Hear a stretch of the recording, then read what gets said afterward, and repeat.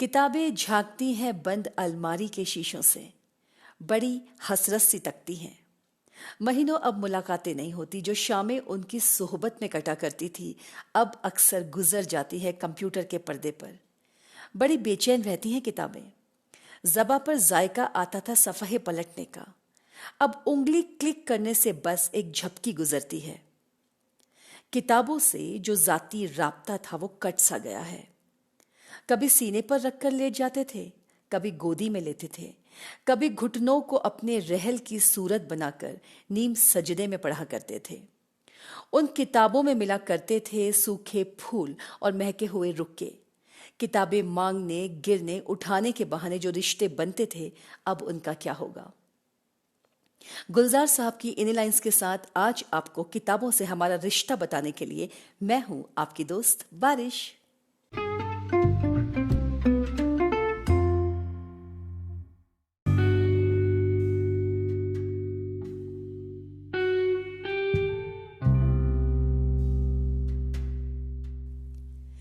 अगर कोई मुझसे पूछे कि तुम्हारा सबसे अच्छा दोस्त कौन है, तो काफी सोचने विचारने के बाद जो एक नाम दिमाग में आता है वो है किताब। जी हाँ दोस्तों, आज मैं जो हूँ, जो जगह मैंने अपने लिए परिवार और समाज में बनाई है, उसमें इस दोस्त का बहुत बड़ा हाथ है। इसे देखते हुए लगता है कि हम इसे सुन रहे हैं, लेकिन सच्चे मायनों में एक चुप्पी साधे ये हमें सुन रही होती है और इसकी इसी चुप्पी में हम इसे पढ़ जाते हैं। और आपको पता ही होगा कि एक दोस्त को आसानी से पढ़ पाना ही सच्ची दोस्ती है। किताबों को लिखने वाले लेखक इस दुनिया से चले जाते हैं, लेकिन ये किताबें रह जाती हैं। ये किताबें ही तो होती हैं जो अपने लेखक के नाम और काम को अमर कर जाती हैं। ये अतीत की यादों को समेटने का बेहतरीन जरिया है, या कहा जाए कि ज्ञान को सुरक्षित रखने का भी। एक महान लेखक झुम्पा लाहिरी का मानना है, that's the thing about books, they let you travel without moving your feet. सच ही तो है, हम घर बैठे बैठे अपनी सहूलियत के साथ किताबों से ताउम्र सीखते हैं। अगर आपने ध्यान दिया हो तो आपने जाना होगा कि हर इंसान किसी न किसी उम्र में कहीं ना कहीं किताबों को अपना सच्चा साथी चुन लेता है, क्योंकि बात जाहिर सी है, यह हमें धोखा नहीं देती बल्कि हमें सिखाती ही हैं, लाइफ में आगे बढ़ाती हैं, सही डायरेक्शन देती हैं और कभी कभी तो जिंदगी के कठिन से कठिन सवाल का जवाब भी बड़ा आसान बना देती हैं। जीवन को पूरी तरह बदल डालने का दम रखती हैं ये किताबें। एक ठीक ठाक पढ़ा लिखा इंसान भरी भीड़ में आसानी से पहचाना जाता है। कई अच्छी आदतों में किताबें पढ़ना भी शुमार है। मैं तो कहती हूं कि हमें अपने बच्चों, दोस्तों, पड़ोसियों या जिनसे भी हम कह सकते हैं, कहना चाहिए कि किताबें पढ़िए। ठीक वैसे ही जैसे हम कहते हैं कि जरा खिलखिलाइए, वजन कम कीजिए, चिल्लाकर मत बोलिए या कल से मॉर्निंग वॉक शुरू कीजिए। जो हमारे अपने हैं वो इस बात को अंडरस्टैंड करने से हिचकेंगे नहीं। इसी पर मुझे याद आता है वो किस्सा जब मैं अपने 8 साल के बेटे को लेकर, जो अब 12 साल का है, दिल्ली घूमने गई थी। उस छोटी सी उम्र में भी उसने करीब 19 किताबें अपने लिए खरीदी थी।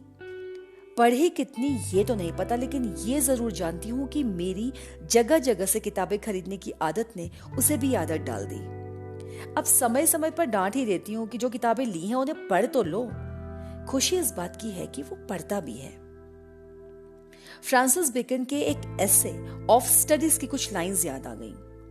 सम books are to be tested, others to be swallowed, and some few to be chewed and digested. That is, some books are to be read only in parts, others to be read but not curiously, but some few to be read wholly and with diligence and attention. Apparently, घटिया दिखने वाली या clearly घटिया sound करने वाली किताबों को अगर छोड़ दिया जाए तो मेरी समझ में एक बुरी या अच्छी किताब जैसी कोई चीज नहीं है। किताब बस किताब होती है, मेहनत से सोची और लिखी गई होती है। फ्रांसिस बेकन की माने तो आप उनमें से क्या चीज ले रहे होते हैं आप पर डिपेंड करता है। आप उसे कितनी गहराई और संजीदगी से पढ़ रहे होते हैं ये भी आप पर ही डिपेंड करता है। लेकिन सच्चाई कहती है कि किताबों की इंपॉर्टेंस को नजरअंदाज नहीं किया जा सकता।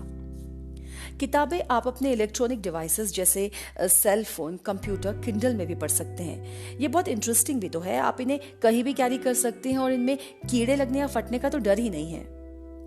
लेकिन किताबों को हाथ में लेना, उनकी खुशबू सूंघना, उस पर बने चित्रों पर हाथ फेरना, दाहिनी तरफ नीचे की ओर अंगूठों में थूक लगाकर पन्नों को पलटने के साथ ही एक निशान छोड़ जाना, चाय या कॉफी के एक प्याले के साथ अपने पसंदीदा वाक्यों को अंडरलाइन करना, रेफरेंस के लिए वहीं साइड में कुछ लिख लेना, इसका मजा भी तो दोस्तों कम नहीं है।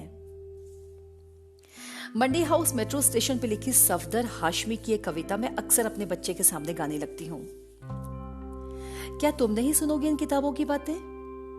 किताबें कुछ कहना चाहती हैं, तुम्हारे पास रहना चाहती हैं।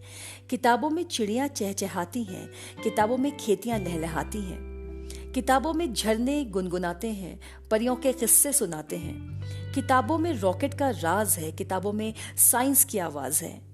किताबों का कितना बड़ा संसार है, किताबों में ज्ञान की भरमार है। क्या तुम इस संसार में नहीं जाना चाहोगे? देखिए दोस्तों, किताबें आपको रिफाइन करती हैं, कल्चर्ड बनाती हैं, विजडम के साथ साथ एलिगेंस देती हैं, इसमें कोई दो राय नहीं है। मेरे ख्याल से रीडर्स की हर कैटेगरी के लिए अलग अलग तरह की कहानियां होती हैं, जैसे बच्चों के लिए कॉमिक्स या घोस्ट स्टोरीज, टीनेजर्स के लिए एडवेंचर स्टोरीज, अडल्ट्स के लिए लव स्टोरीज और बूढ़ों के लिए नेचर स्टोरीज। यानी किताबें सबके लिए हैं, आप किसी भी उम्र में इनसे दोस्ती कर सकते हैं। जमाना चाहे जो भी हो, किताबें जिंदा रहेंगी, चाहे ऑफलाइन चाहे ऑनलाइन। पढ़ने की आदत डालिए, पढ़ने को प्रेरित कीजिए, किताबों का महत्व जानिए और लोगों को भी समझाइए। आज घर के कोने रखी पुरानी किसी किताब की धूल झाड़िए जनाब, इसे खोल कर देखिए, नजर से नजर मिलाइए। एक दोस्त नजर आएगा और साथ ही एक आवाज आप सुन पाएंगे। किताबें कुछ कहना चाहती हैं, तुम्हारे पास रहना चाहती हैं।